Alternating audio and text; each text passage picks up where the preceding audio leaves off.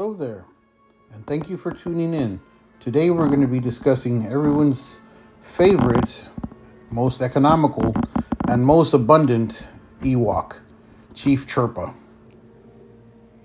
I removed the hood of one of them so you could see the yellowing.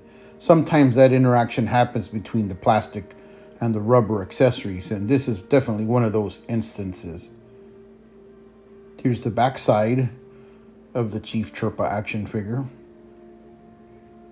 And as we approach the back leg, you can see the date stamp says LFL 1983. And that's typical of an American release Kenner Chief Chirpa action figure.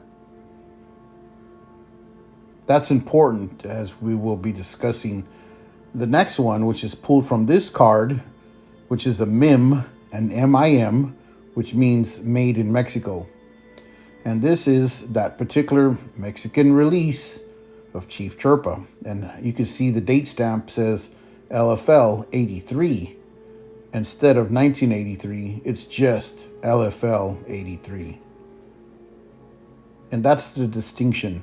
There's different things to look for also.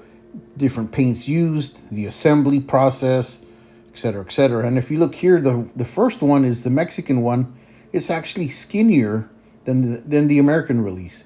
So I guess the chimichangas and all that Mexican food doesn't matter. It's still thinner than the American equivalent. And here you can see it says made in Mexico, hence the term MIM or MIM. So not only is it an MOC, mint on card, it's also a MIM. So here you can see a 65 back. And here's a loose card with the figure attached to it via shrink wrap, and that's also a 65 back. This one's a 65 back. And it's completely sealed. And it says Montgomery Ward's on the, looks like the price tag there, or Mervin's, one of those. Here we have the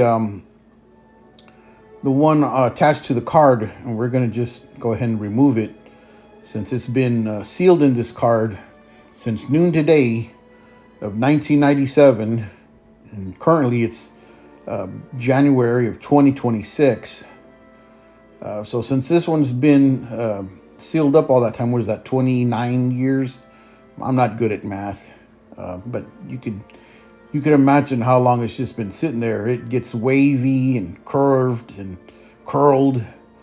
And so we're going to be putting this on a case, a slim case, to straighten that card up and protect both the figure and the card. So here I'm using the X-Acto knife to cut the Terminator's eye out, remove the tape, and then you'll notice there's a little wire that was stuck down with the tape, and it's wrapped around the front of the figure, the upper torso area, as you can see there. So all you have to do is unwind, and the figure will be set free.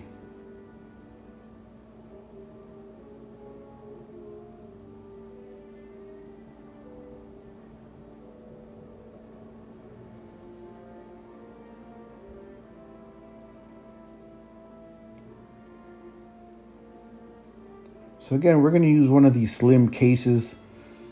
And the thing is, if you have a Taiwan Return of the Jedi card, it simply will not fit in these slim cases. And I don't have that, so in this instance, it's not going to be an issue. But just thought I'd remind, the Taiwan cards are just a few millimeters lengthier than the standard, Kenner cards.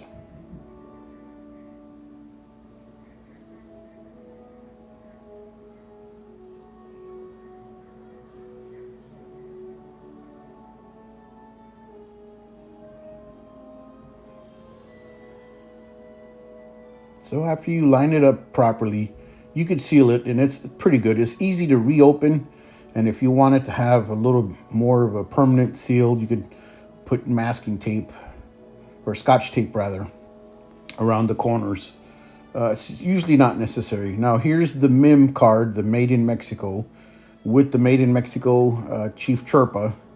And you can slide him right underneath as the card, or the bubble rather's cut on one side. But it also can burst open from the factory sealing with the glue if you just keep messing with it. That's why I'm trying to put it away and not mess with it. I mean, until today, it's been in here for some 28 years, 29 years, whatever the case is. But you keep messing with it, then yeah, you can break the seal even worse. It should be well protected after this.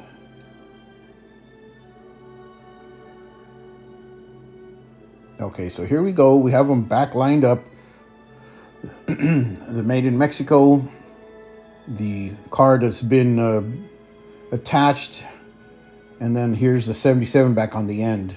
And the first three are 65s, which is the debut card from 1983. Thank you for your time.